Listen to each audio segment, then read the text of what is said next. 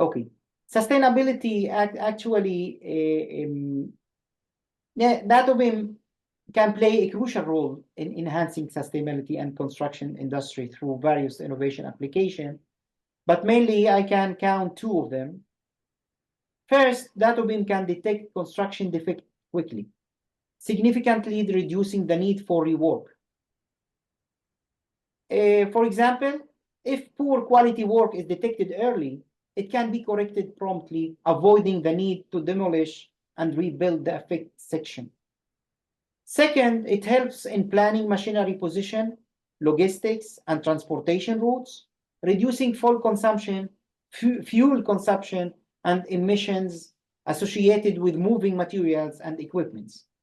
For example, by generating a volume and deviation design as built color map in one of our automatic tools in DatuBIM, for a road or for store a crusher machine, a user can strategically position each crusher machine in optimizing way, and it will minimize the movement of the tracks and the digger machines.